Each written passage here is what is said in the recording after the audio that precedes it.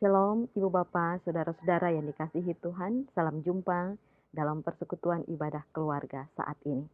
Firman Tuhan hari ini, Yosua 24 ayat 15, kita akan dengarkan secara bersama. Namun mendahulunya, mari kita berdoa. Kita berdoa. Ya Tuhan, kami sangat merindukan firman-Mu. Karena firman-Mu menjadi terang dalam langkah kehidupan kami. Firman-Mu mengubahkan hidup kami. Sehingga hari-hari hidup kami adalah hari-hari hidup yang mewartakan akan kasih-Mu. Bersabdalah Tuhan, kami sebagai persekutuan keluarga saat ini siap mendengarkan firman-Mu. Amin. Yosua 24 ayat 15. Tetapi jika kamu anggap tidak baik untuk beribadah kepada Tuhan, pilihlah pada hari ini kepada siapa kamu akan beribadah. Allah yang kepadanya nenek moyangmu beribadah di seberang sungai Efrat, atau Allah orang Amori yang negerinya kamu diami ini. Tetapi aku dan seisi rumahku, kami akan beribadah kepada Tuhan. Demikianlah firman Tuhan. Amin.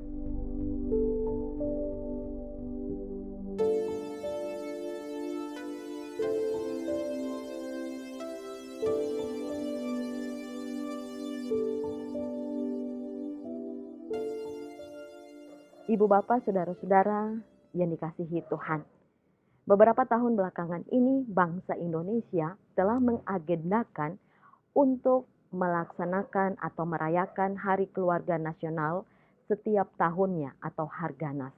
Nah, 29 Juni tahun 2020 tahun ini adalah Hari Keluarga Nasional yang ke-27 dan pemerintah bekerja sama dengan semua lembaga keagamaan untuk bersama-sama bergandengan tangan untuk menyerukan betapa pentingnya pembinaan keluarga di tengah-tengah perubahan zaman sekarang ini. Pada hari perayaan ini, semua keluarga diingatkan tentang betapa pentingnya pembinaan keluarga. Dan ketahanan keluarga adalah syarat mutlak bagi ketahanan masyarakat dan ketahanan sebuah bangsa. Nah, saudara-saudara, dari perspektif Kristiani, ketahanan keluarga itu berdasar pada komitmen atau ikrar bahwa kami keluarga Kristen hanya beribadah kepada Allah. Ini menjadi ikrar atau komitmen keluarga-keluarga Kristen yang dibangun ketika pemberkatan nikah, hubungan suami istri disahkan oleh hamba Tuhan.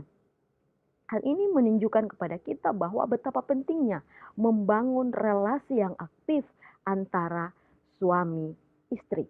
Bagaimana membangun relasi yang baik, yang positif antara suami istri itu didasarkan pada bagaimana keluarga itu membangun hubungannya dengan sang kepala keluarga yang adalah Allah itu sendiri.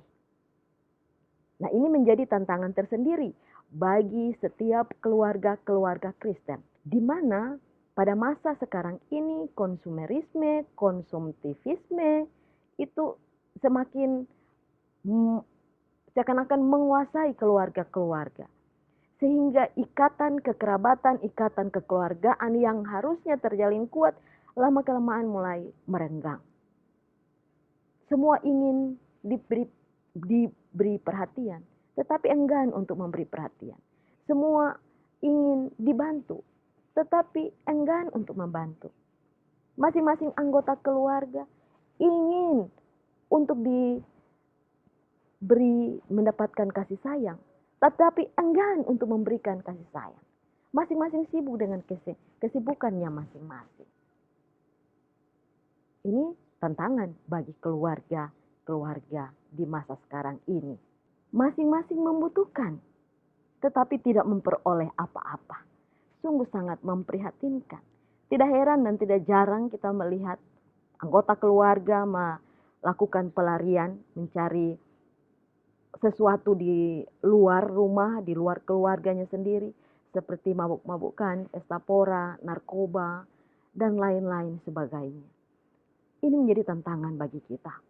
Karena itu di tengah-tengah situasi seperti ini yang dihadapi oleh keluarga-keluarga Kristen, kita perlu menyegarkan kembali saudara, ikrar kehidupan keluarga kita. Bahwa apa? Bahwa aku dan seisi rumahku, kami hanya beribadah kepada Tuhan. Ikrar ini perlu disegarkan kembali. Kalau kita lihat bagian ini Yosua khususnya ayat 15 dari pasal 24 yang sudah kita baca tadi, ini adalah ikrar yang disampaikan oleh bangsa Israel sebelum mereka memasuki tanah Kanaan di bawah kepemimpinan Yosua. Di belakang mereka dibayang-bayangi dengan ilah-ilah. Tetapi bahwa di hadapan mereka nanti di tanah Kanaan yang akan mereka masuki dan mereka tinggal, di situ juga ada ilah-ilah. Bayang-bayang ilah-ilah di belakang masa lalu mereka dan di depan yang menanti mereka. Ini menjadi semacam godaan-godaan bagi mereka sendiri. Begitu juga dengan kita. Begitu banyak godaan-godaan yang membayangi keluarga-keluarga kita. Yang mengancam keutuhan, keharmonisan, kebahagiaan rumah tangga kita. Mengancam relasi hubungan suami istri. Mengancam relasi hubungan orang tua anak. Mengancam relasi satu dengan yang lain. Yosua merasa perlu mengingatkan akan peristiwa-peristiwa di masa lampau di mana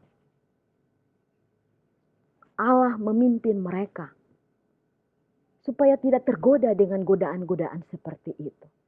Untuk tidak mendua hati dengan Tuhannya. Yosua mengingatkan umat untuk melakukan apa yang Tuhan minta untuk mereka lakukan. Supaya mereka bisa tiba menikmati susu dan madu di tanah Kanaan. Yosua berjuang keras mengingatkan mereka akan kenangan-kenangan masa lampau di mana Allah berkarya. Allah membebaskan, Allah menyelamatkan mereka. Dan Allah menyediakan janji-janji berkat-Nya untuk mereka nikmati. Karena itu, Yosua kalau kita lihat ayat ini, sepertinya mau menantang mereka. Keluarga-keluarga umat Israel. Ayo, kalian pilih pada hari ini. Kepada siapa kalian mau beribadah? Allah atau ilah lain? Dan jawaban dari umat yang diharapkan adalah kami pada hari ini memilih untuk beribadah kepada Tuhan. Pilihan sudah diputuskan. Dan karena itu bertanggung jawab terhadap pilihannya. Ikrar ini menjadi pegangan yang kuat. Menjadi modal utama bagi ketahanan sebuah keluarga. Karena itu sebuah ikrar pernikahan harus terus dibaharui atau disegarkan kembali. Supaya bisa menggapai ketahanan keluarga itu. Karena itu, salah satu hal yang bisa dilakukan adalah dengan menggiatkan kembali ibadah-ibadah keluarga. Ketika kita melaksanakan ibadah keluarga, kita diingatkan akan kehadiran Allah, Sang Kepala Keluarga dalam kehidupan keluarga kita masing-masing. Kita diingatkan bagaimana Allah di dalam Yesus Kristus berjuang menyelamatkan kita supaya kita bisa hidup dalam karya selamatnya. Dengan demikian, hubungan relasi suami istri dapat dibangun dengan ketaatan kepada Dia. Hubungan keluarga, anggota keluarga, orang tua anak, satu dengan yang lain dapat diperkuat dengan dasar Allah di dalam Yesus Kristus yang hadir senantiasa dalam kehidupan keluarga. Ketika suami istri saling memaafkan satu dengan yang lain, di sana terjadi perjumpaan dengan Allah. Ketika adik kakak saling menolong satu dengan yang lain, Di sana terjadi perjumpaan dengan Allah.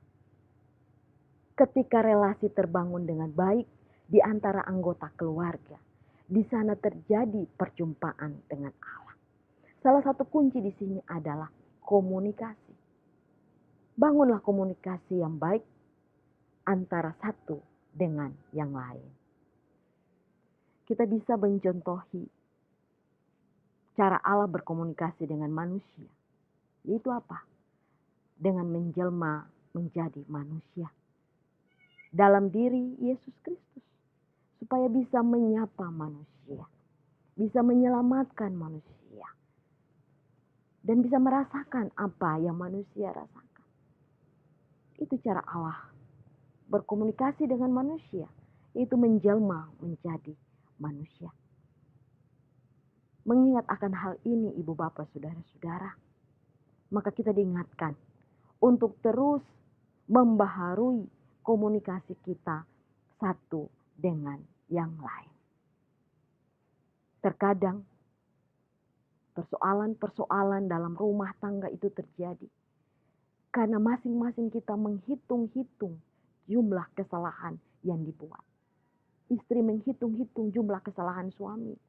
Suami menghitung-hitung jumlah kesalahan istri. Anak menghitung-hitung kesalahan orang tua. Orang tua menghitung-hitung kesalahan anak. Seakan-akan dalam rumah itu ada mesin penghitung kesalahan. Sehingga yang muncul dalam benak adalah sejumlah besar kesalahan orang lain dibandingkan dengan kebaikan-kebaikannya. Apa yang terjadi? Yang terjadi adalah komunikasi yang buruk yang terbangun. Otomatis itu merusak keharmonisan keluarga.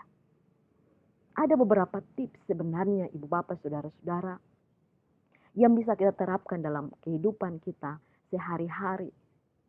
Seperti kata-kata yang mengandung kuasa, kata-kata yang sederhana tetapi ketika itu diucapkan bisa berdampak pada pembaharuan komunikasi yang baik antara satu dengan yang lain.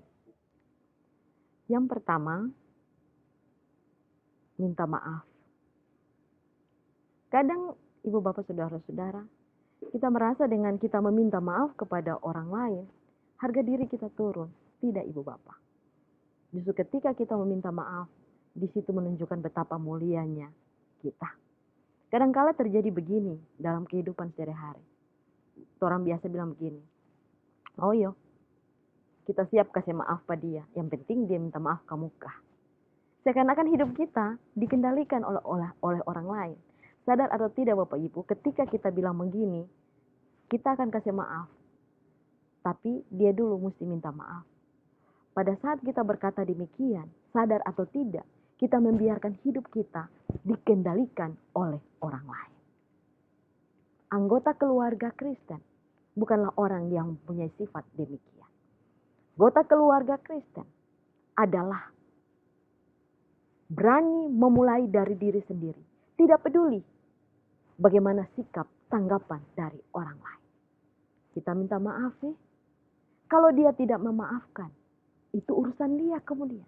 Kalau dia memaafkan, betapa mulianya relasi yang terbangun. Jadi, mari kita memulai dari diri kita sendiri. Orang tua, ayo berani minta maaf kepada anak. Anak kepada orang tua dan sesama anggota keluarga. Yang kedua, tolong.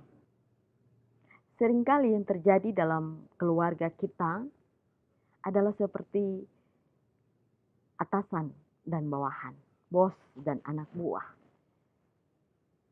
Saling main perintah, suruh satu dengan yang lain. Tutup pintu. Bikin ini, bikin itu. Anak sepertinya diperlakukan sebagai anak buah yang bisa diperintah di sana sini.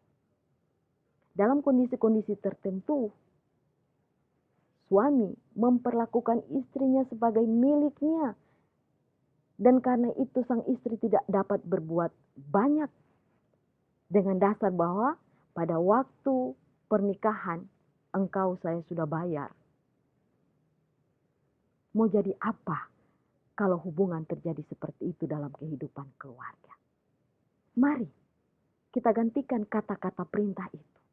Kita gantikan kata-kata suruh itu dengan memulai dengan kata tolong.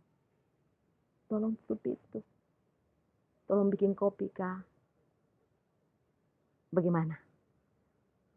Beda bukan? Dan yang ketiga kata sederhana yang memengaruhi kita adalah ucapan terima kasih. Ayo kita ingat-ingat. Orang tua ketika anak sudah membantu membersihkan halaman, apakah kita pernah bilang terima kasih? Suami ketika istri membuatkan kopi, apakah sudah bilang terima kasih? Mari. Ada 3 kata ini. 3 kata mujarab ini. Yang bisa kita pakai sehari-hari, percaya atau tidak. Bisa membaharui hubungan. Bisa membaharui komunikasi yang baik. Di antara anggota keluarga. Minta maaf. Tolong. Dan terima kasih. Saudara, jangan abaikan 3 kata sederhana tetapi mujarab ini. Supaya keluarga kita menjadi keluarga yang keren. Pasti kita mau keluarga kita menjadi keluarga keren. Maka mari kita tingkatkan ketahanan keluarga kita dengan hal-hal sederhana seperti itu. Lalu kita tingkatkan ibadah-ibadah keluarga kita. Dengan demikian sekali lagi ketahanan keluarga kita akan tergapai. Apalagi di tengah-tengah situasi pandemi COVID-19 ini. Lebih banyak waktu kita luangkan untuk keluarga kita. Mari dengan selalu mengingat Allah di dalam Yesus Kristus yang telah datang menyapa kita. Merasakan apa yang kita rasakan. Menggumuli apa yang kita gumuli. Tuhan Yesus itulah yang akan memberikan kita hikmat. Tuhan Yesus itulah yang akan memberikan kita kekuatan. Tuhan Yesus itulah yang akan mampu membuat kita untuk bisa merendahkan diri satu dengan yang lain. Untuk meminta maaf, untuk meminta bantuan, untuk mengucapkan terima kasih. Kata-kata yang sederhana tetapi bahwa memberikan pengaruh juga dalam membangun, membarui komunikasi, hubungan antara anggota keluarga. Jangan takut menghadapi hari-hari hidup ini. Keluarga-keluarga Kristen harus siap menghadapi perubahan zaman. Termasuk ketika saat ini pandemi COVID-19 melanda kehidupan kita. Percayalah. Janji penyertaan Tuhan. Di tengah-tengah begitu banyak godaan dalam kehidupan kita. Janji Tuhan itu akan menguatkan kita, memampukan keluarga-keluarga kita. Untuk meniti hari-hari hidup. Menggapai masa depan yang cemerlang yang Tuhan sudah siapkan bagi kita. Tuhan Yesus memberkati kita. Jadilah keluarga keren. Amin.